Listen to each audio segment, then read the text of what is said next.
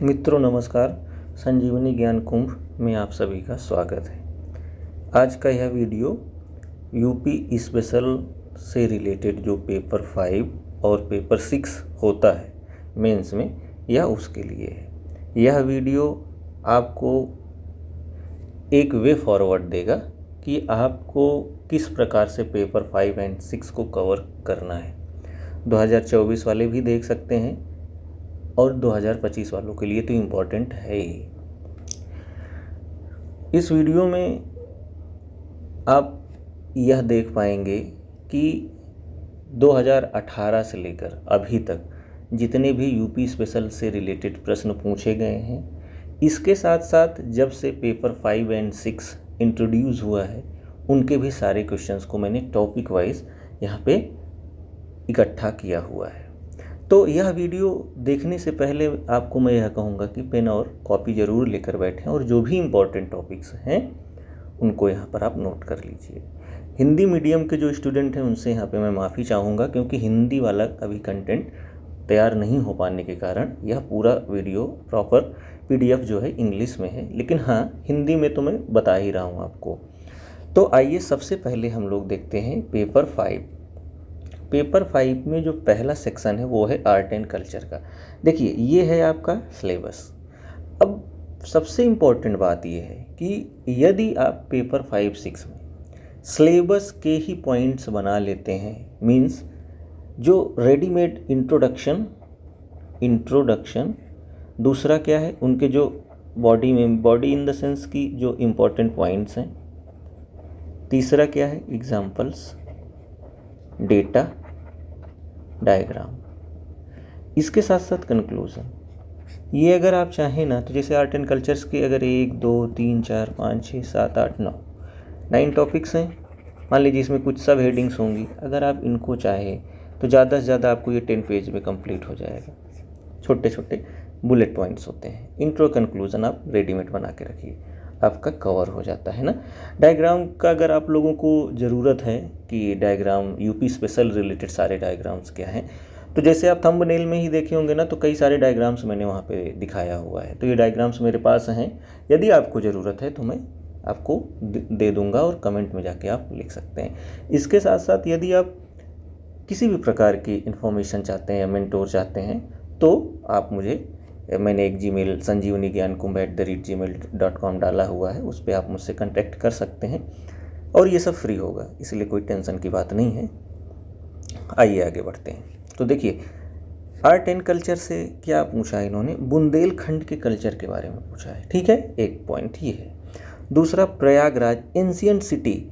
अब जैसे ही आप अपना देखेंगे ना, ये सिलेबस है आपका, क्या है एंशिएंट सिटी, यहाँ पे आपको प्रश्न दिख जाएगा। अब जैसे आप प्रयागराज के बारे में देखें तो हो सकता है अगली बार अयोध्या के बारे में पूछ ले, कौशाम्बी के बारे में पूछ ले, झांसी के बारे में पूछ ले, मतलब जितनी भी एंशिएंट सिटीज़ हैं आपकी, वाराणसी हो गया है ना, मथुरा हो गया, सारी जानकारी आपके पास होनी चाहिए। और इसका मतलब ये भी नहीं है कि आपको बहुत ज़्यादा जानकारी होनी चाहिए। इसमें देखिए वही बात है कि प्रयागराज सिटी इंट्रोडक्शन इसके बारे में, इसकी ज्योग्राफिकल लोकेशन क्या है, इसके साथ साथ आप बताइए क्यों इम्पोर्टेंट है, इसका यहाँ का कल्चर कैसे रहा होगा, है ना। अब कल्चर में आप देखिए यहाँ की फूड हैबिट्स कैसी रही होंगी, क्लॉथिंग कैसी उस टाइम की रही होंगी, इंपॉर्टेंस, इकोनॉमिक इंपॉर्टेंस क्या है, सोशल इंपॉर्टेंस क्या है ना, कुछ फेस्टिवल्स थे क्या, तो सारी इन्फॉर्मेशन यहाँ पे। फिर कंक्लूजन में आप दे दीजिए कि कैसे प्रयागराज सिटी आज के दौर में भी कितनी इसकी इंपॉर्टेंस है। तो ये सारे सिंपल पॉइंट्स होते हैं। अब देखिए एक फिर से यहाँ पे फेस्टिवल, अब फेस्टिवल सीधा सीधा मेंशन है, इसीलिए अगर आप सिलेबस के ही सारे बिंदुओं को अच्छे से कवर करते हैं आपको दिक्कत नहीं आएगी पेपर 5 में, ठीक है। अब ये देखिए फोक सॉन्ग में ये सिंपल यहाँ पे दिया हुआ है ना, पूर्वांचल रीजन का पूछा है। अब आप सारा उत्तर प्रदेश के जितने भी रीजन हैं सभी रीजन के जान लीजिए।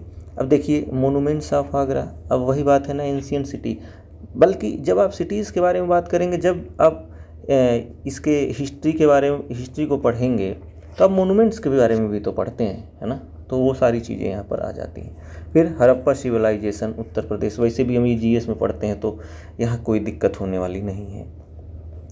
अब आते हैं हिस्ट्री में देखिए क्या है, प्री और पोस्ट 1857 हिस्ट्री, मतलब ये एक प्रकार से मॉडर्न इंडिया है। और फ्रीडम फाइटर्स एंड पर्सनालिटीज़। अब आप देखिए तो revolutionary of UP in Indian freedom struggle. अब ये एक प्रश्न है, और ये देखिए रेनेसां इन यूपी, है ना। ये जितने भी यहाँ पे प्रश्न हैं, ये और एक ये तीनों प्रश्न लगभग मॉडर्न हिस्ट्री में आपको प्रॉपर दिख जाएंगे विद जो है उदाहरण के साथ। तो इसमें आप देखिए कि क्या पूछा है आपके सिलेबस में, क्या दिया है, फ्रीडम स्ट्रगल। अब फ्रीडम स्ट्रगल से यूपी से रिलेटेड जितने भी पॉइंट्स हैं उनको आप नोट कर लीजिए। अब देखिए जो जीएस में आप मॉडर्न हिस्ट्री पढ़ते हैं पॉइंट्स तो वही हैं, बस एग्जाम्पल्स बदल जाएंगे। मीन्स अगर 1857 का विद्रोह हुआ है तो उसका कारण तो वही होगा ना, बस उसका उदाहरण का मतलब क्या है, आप यूपी से रिलेटेड दे देंगे। फॉर एग्जांपल जैसे झांसी, प्रयागराज, है ना, कानपुर, ये सारे उदाहरण आप यहाँ पर प्रस्तुत कर देंगे तो आपका ये यूपी का आंसर हो जाएगा। आपको अलग से अगर कुछ पढ़ना है तो आप जैसे यहाँ पर एक क्वेश्चन आ गया, पीजेंट लीडर बाबा रामचंद्र। अब जब अवध रिवोल्ट आप पढ़ेंगे ना तो उसमें आप बाबा रामचंद्र का भी जिक्र पाएंगे, तो आपको वहाँ से कवर हो जाती हैं। तो मैं तो यही कहूँगा कि हिस्ट्री के लिए आप यूपी स्पेसिफिक एग्जांपल्स तैयार कर लीजिए, बाकी पॉइंट्स वही होते हैं जो आप जीएस में करते हैं। देखिए warriors of UP in freedom 1857 है ना, वही अब बुद्धिज़्म के बारे में पूछ लिया है, ये एक्चुअल में एंशिएंट से रिलेटेड है। तो अब यहाँ पे फिर आप जैसे बुद्धिज़्म को पढ़ें तो सारे पॉइंट्स तो वही होंगे ना, बस उदाहरण बदल जाएगा। अब जैसे यूपी में कहाँ है, कुशीनगर आप देखेंगे, है ना, कौशाम्बी देखेंगे, मल्ला जो किंगडम था उस समय, तो यही सारी चीज़ें हैं, उदाहरण बदल जाते हैं, बाकी वही। तो ये सारे क्वेश्चंस पूछे हुए हैं, इसीलिए मैंने इसको यहाँ पे डिस्कस किया है। अब आते हैं पॉलिटी पे। ये है पूरा सिलेबस, पूरे सिलेबस को आप अच्छे से बस पॉइंटर्स में तैयार करिए, बहुत एक्स्ट्रा मत करिए, पॉइंट्स तो वही जीएस वाले ही हैं, बार बार मैं ये बात पर फोकस कर रहा हूँ। अब देखिए एडवोकेट जनरल के बारे में पूछा गया है यहाँ पे आपसे एक प्रश्न। तो एडवोकेट जनरल के बारे में अगर आप पढ़े हुए हैं, यहाँ तक कि हम लोग प्रीलिम्स में भी पढ़ते हैं, देखिए मेंस में यहाँ सिंपल कीवर्ड ही डायरेक्ट पूछ लिया जाता है इसमें। अब उसके फंक्शंस के बारे में, प्रोसेस ऑफ अपॉइंटमेंट के बारे में, यही सारी बातें हैं, उदाहरण आपके पास ज़रूर होने चाहिए। और उसके बाद रीजनल पार्टीज़, अब फिर आप जीएस में रीजनल पार्टीज़ पढ़ेंगे, आप यूपी, अब UP specific regional parties obviously सभी लोग जानते हैं, वो आपको पता होना चाहिए उनकी इम्पोर्टेंस क्या है। अब देखिए जीएस में भी आप पढ़ते हैं ये रीजनल पार्टीज़ की जो है इम्पोर्टेंस क्या होती है। अगर आपको यूपी स्पेसिफिक उदाहरण पता है तो कोई दिक्कत आपको आने वाली नहीं है। आगे चलते हैं तो discuss the major stages in gram, ये थोड़ा अलग प्रश्न आया था, ये थोड़ा इम्पोर्टेंट है। तो ये कुछ प्रश्न आपको एक आध ऐसे मिलेंगे जो थोड़ा से बाउंसर होंगे, तो यदि आप मेंस पढ़े हैं तो कुछ तो अच्छा लिख लेंगे, बहुत अच्छा नहीं लेकिन कुछ तो उसको छोड़ के नहीं आना है, लिखना तो है उसमें। अब देखिए role of chief secretary in administration of UP. अब फिर से आप प्रीलिम्स में भी चीफ सेक्रेटरी के पढ़ते हैं, अब उनके रोल के बारे में आपको जानना है, तो ये थोड़ा से आपको न्यू मिलेगा, तो इसका भी आप नोट, जो मैं यहाँ पर बता रहा हूँ ना, इनको एटलीस्ट आप जो क्वेश्चंस आए इनको तो लिख ही लीजिए। एडवोकेट जनरल के पूछ चुका है, ये पूछ चुका है, चीफ सेक्रेटरी के बारे में पूछ चुके हैं, इनको आप नोट कर लीजिए। और ये सिलेबस है, इनके पॉइंटर्स बना लीजिए जो मैं बता रहा हूँ। फिर है गवर्नेंस। अब जब गवर्नेंस की फिर ये है पूरा आपका सिलेबस, आप सिलेबस आपके पास होगा ऑब्वियसली। अब आते हैं एनजीओ। देखिए एनजीओ के बारे में पूछा है यहाँ पे, ये आपके पास है एनजीओ का। फिर क्या पूछा है कि एडमिनिस्ट्रेटिव सिस्टम जो है यूपी का, उसकी क्या प्रॉब्लम्स हैं, ये आपको पता होना चाहिए क्योंकि आप एक एडमिनिस्ट्रेटर बनने जा रहे हैं, तो ये आपको अवश्य जानकारी होनी चाहिए वहाँ के बारे में।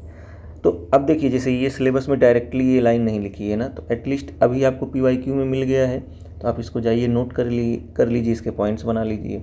अब इंटरनल सिक्योरिटीज़ जो उत्तर प्रदेश के, उससे रिलेटेड ये इंपॉर्टेंट टॉपिक्स हैं। अब उसमें देखिए सिविल डिफेंस यहाँ देखिए मेंशन है, यहाँ पे आपको प्रश्न मिलेगा।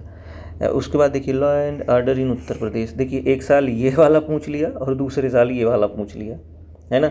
फिर border areas of Uttar Pradesh, अब उत्तर प्रदेश के बॉर्डर एरियाज़ आपको ये पता होना चाहिए क्या ये कोई कितने स्टेट से शेयर करता है बाउंड्री, और इंटरनेशनल कंट्रीज़ जो कंट्रीज़ हैं उनसे, जैसे नेपाल से बॉर्डर शेयर करता है ना, तो क्या उससे क्या प्रॉब्लम्स, क्या बेनिफिट्स, ये सब आपको लिखना पड़ेगा। उसके बाद ये स्पेशल टास्क फोर्स, ये कहीं ना कहीं अगर आप देखेंगे तो जब भी आप सिक्योरिटी फोर्सेस के बारे में पढ़ेंगे तो ये स्पेशल टास्क फोर्स ये करंट अफेयर्स में भी बहुत बारी रहा है, तो इसलिए पूछा गया है ये प्रश्न। आगे है तो सोशल जस्टिस। सोशल जस्टिस में ये दो इंपॉर्टेंट टॉपिक और सारे प्रश्न यहीं से बनेंगे। देखिए, welfare scheme for SC and ST। एक चीज़ तो मैं आपको दावे से कहता हूँ कि यूपी से जितनी भी स्कीम्स हैं बहुत अच्छे से कवर करना है। इसमें क्या कवर करना है? एक इसका बेसिक इंट्रोडक्शन, इसका ऑब्जेक्टिव क्या है, इसमें पॉजिटिव मीन्स अचीवमेंट्स क्या हुए हैं, चैलेंजेस क्या हैं, जिसको मैं निगेटिव के चैलेंजेस क्या हैं, देन कुछ अगर उदाहरण है तो इनसे रिलेटेड जो इम्पैक्ट है उनको दिखा दीजिए, फिर कंक्लूजन एंड डेटा ये सारी चीज़ें थोड़ा 6-7 चीज़ें हैं ना, इसको आप इकट्ठा कर लीजिए। अब देखिए वेलफेयर स्कीम, ये देखिए यहाँ भी पूछ लिया गया है, 2 बार रिपीट किया है यहाँ पे प्रश्न, तो यही ध्यान देना होता है। ऑपरेशन कायाकल्प और एजुकेशन, अब देखिए एजुकेशन अनएम्प्लॉयमेंट, इनका दोनों को पूछ लिया है लिंक। अब यहाँ पे देखिए वेलफेयर, जब वेलफेयर स्कीम चाहे वो SC हो, ST हो, डिसेबल्ड हो, OBC हो या वीमेन हो या चिल्ड्रेन हो, जितने भी वेलफेयर स्कीम है वहाँ से पूछा गया। देखिए थीम एक ही है, वेलफेयर वेलफेयर वेलफेयर 3 बार, है ना, बस बदल गया है। एक स्कीम इसके लिए पूछा है, दूसरी स्कीम वहाँ से पूछ लिया है। आगे चलते हैं, यूपी हेल्थ पॉलिसी। अब ये सब तो मतलब जनरली पढ़ना ही है क्योंकि यहाँ पर सीधा सीधा दिया है हेल्थ का। सोसाइटी से देखिए पॉपुलेशन ग्रोथ और role of women in population control in Uttar Pradesh. GS में ना ये टॉपिक आप पढ़ते हैं लगभग, ये इसी का क्या है, यहाँ पे रेप्लिकेशन है, बस आपको उदाहरण यूपी के होने चाहिए। तो एक चीज़ मैं कहूँगा, ये थोड़ा सा टिपिकल क्वेश्चन है, इसको ज़रूर आप इसके रिलेटेड डेटा लिख लीजिए, यहाँ से क्वेश्चन फिर बन सकते हैं और आएगा भी। और ये कास्ट हायरार्की से भी है, ये दोनों प्रश्न थोड़ा सा टाइट कह सकते हो मामला है, यहाँ पे टफ क्वेश्चन है। इसको आप बनाइए, लिखिए और इसके पॉइंट्स बना लीजिए, बहुत इंपॉर्टेंट है, रिपीट कर सकता है। स्मार्ट सिटी मिशन से देखिए, हाँ करंट अफेयर्स जो यूपी के हैं ना, मैं करंट अफेयर्स ना कह के इसको बोलूँगा कंटेम्प्रेरी इशूज़ जो है या कंटेम्प्रेरी अफेयर्स। पिछले 4-5 साल में जितनी भी इनकी स्कीम है, प्रोजेक्ट, उनको प्लीज़ ध्यान रखिए। मेजर जो भी इनके प्रोग्राम हैं वो भी ध्यान रखिए। Smart city mission 1, smart city mission 2 और 2 बार देखिए स्मार्ट सिटी मिशन पूछ चुका है। अब मैं बात करूँगा स्किल डेवलपमेंट स्कीम, यहाँ देखिए पूछे हैं, फिर यहाँ पूछ लिया है। अगर आप प्रीवियस ईयर भी करके जाते हैं तो 3-4 प्रश्न तो स्कीम वाले यहीं से फंस जाएंगे आपको। एक बार पूछा है रिवर्स माइग्रेशन के बारे में। अब कोविड के समय रिवर्स माइग्रेशन, अगर आप नॉर्मल पॉइंट्स देखते हैं तो आपको पता ही होगा कि कोविड के समय कैसे लोग जॉब से अपने घर की ओर बढ़ रहे थे, क्योंकि जॉब उस समय नहीं थी, मैन्युफैक्चरिंग सेक्टर पूरी तरह से क्लोज हो चुका था। अब जैसे मिशन शक्ति ये करंट अफेयर्स में थे, उस समय के बजट में था, आया था, बहुत सारी जगह पे आया था। देखिए बजट भी पूछा गया है, पर्टिकुलर की न्यू स्कीम्स क्या हैं। डिफेंस कॉरिडोर के बारे में पूछा गया, ये सारी क्या, देखिए डिफेंस कॉरिडोर 2 बार पूछा जा चुका है, तो बहुत बार रिपीट भी करता है। देखिए स्किल डेवलपमेंट मिशन 1, 2, 3 बार तो स्किल डेवलपमेंट मिशन ही पूछ लिया है, इतने ही वर्षों में रिपीट कर गया है, तो ध्यान रखिए इसको आप। तो यहाँ तक था पेपर 5, आगे चलते हैं, ये है अब पेपर 6। तो पेपर 6 में आइए देखते हैं क्या क्या है। ये है पूरा इकोनॉमिक्स का सिलेबस। मैंने यहाँ पर देखिए लिखा है मोस्ट इम्पॉर्टेंट क्या है, रीड ऑल स्कीम प्रॉपरली। सारी स्कीम्स को आप अच्छे से पढ़ लीजिए। देखिए बोल्ड अक्षरों में लिखा है यहाँ पे। अब इसमें क्या है, उत्तर प्रदेश टूरिज़्म पॉलिसी के क्या टारगेट हैं। अब मैं आपको देखिए टूरिज़्म से ही दिखाऊंगा, कई सारे इनके क्वेश्चंस मिलेंगे आपको अभी। आगे क्या है, हेरिटेज आर्क, ये भी सब करंट अफेयर्स में पढ़ेंगे। तो tourist place of Bundelkhand circuit, ये टूरिज़्म पॉलिसी जब आप पढ़ेंगे तो यहाँ पर ये भी दिखेगा आपको सर्किट के बारे में।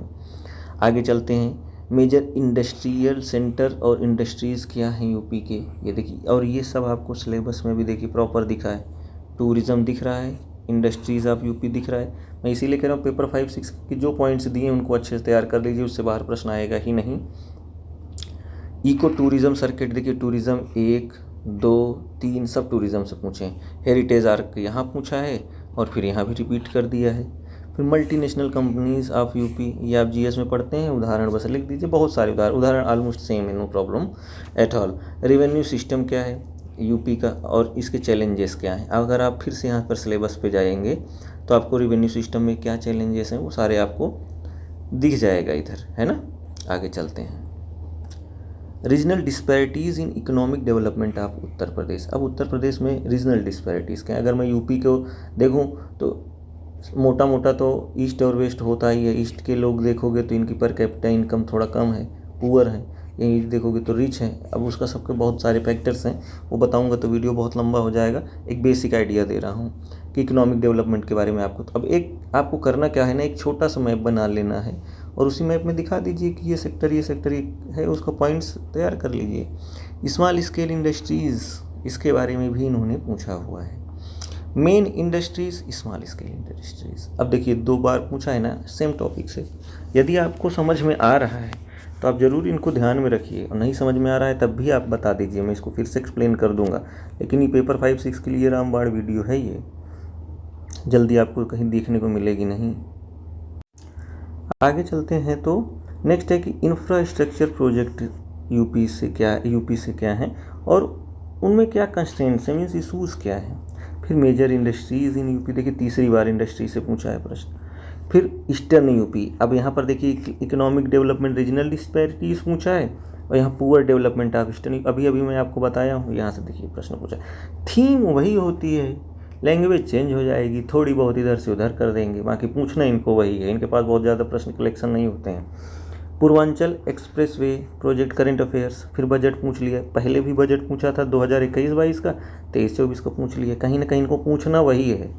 देखिए टूरिज़्म, शुरू में ही टूरिज़्म पूछा था और पूछते चला आ रहा है टूरिज़्म। फिर क्या है, इन्वेस्टमेंट। अब इन्वेस्टमेंट भाई क्या इनिशिएटिव सरकार ने लिया है, स्कीम आपको सेक्टर वाइज तैयार करनी ही करनी है। ये दिमाग में बैठा लीजिए अगर प्रीलिम मेंस को क्वालिफाई करना है पेपर 5-6 अच्छे से, क्योंकि इसमें ऐसा है ना कि इसमें लोगों को 45-46 मार्क्स भी मिल जा रहे हैं और कुछ लोगों को अच्छे मार्क्स भी मिल जा रहे हैं। तो वो यही कारण है कि PYQ अच्छे से कर लिया, सब कुछ तैयार कर लिया, यहाँ से बढ़िया नंबर मिल जाएंगे आपको। अब एग्रीकल्चर से ये आपका सिलेबस है, सिलेबस आप अपने से पढ़ लीजिएगा। देखिए इरिगेशन कितनी बार पूछ चुका, 4 बार पूछ चुका है।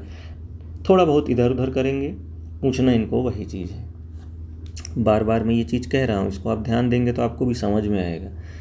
फूड क्रॉप्स के बारे में यहाँ के पूछ लिया है। यूपी के मेजर फूड क्रॉप्स क्या हैं उसके बारे में इन्होंने पूछ लिया, और उससे रिलेटेड कंट्री में इनका क्या योगदान है वो भी पूछ लिया है। प्रॉब्लम्स फार्मर्स और एग्रीकल्चर सेक्टर, ये लगभग सबको पता है, इसमें उदाहरण यूपी के होने चाहिए।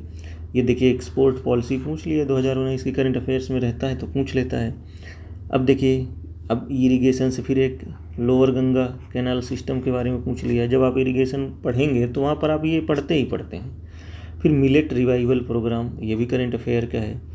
उसके बाद क्या है, हॉर्टिकल्चर। अब सब सिलेबस में दिया है, कहीं अलग से ये तो पूछेगा नहीं। देखिए हॉर्टिकल्चर दिया है ना तो पूछ लिया वहीं पे, और कुछ अलग से नहीं पूछता है।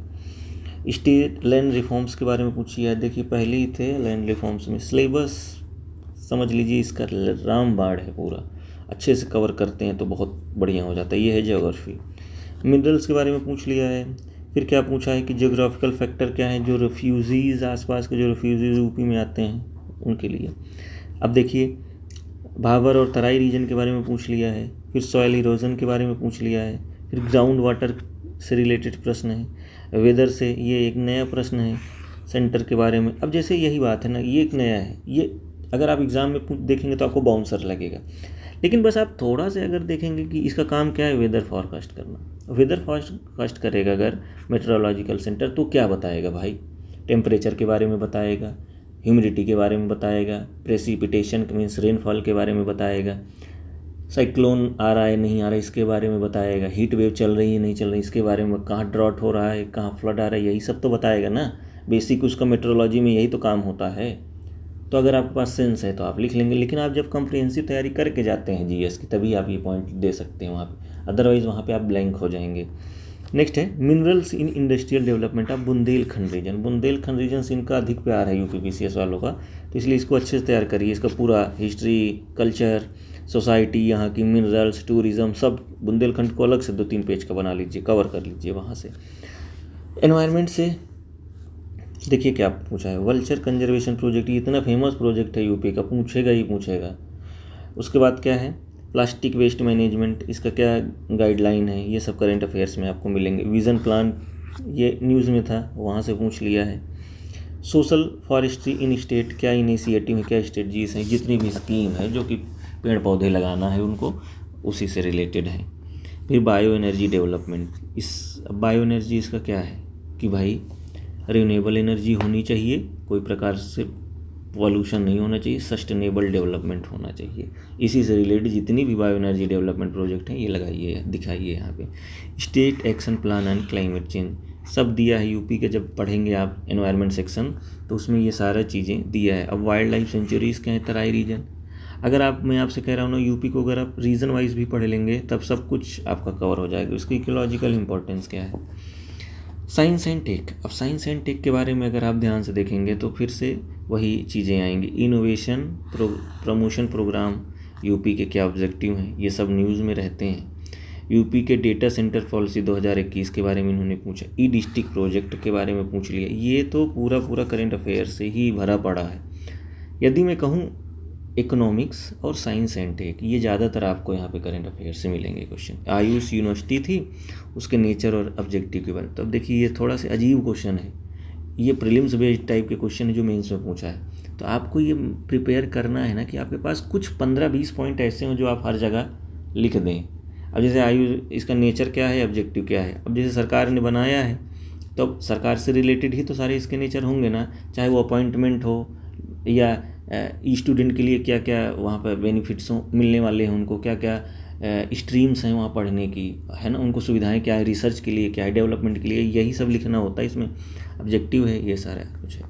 तो दोस्तों ये था 5 और 6।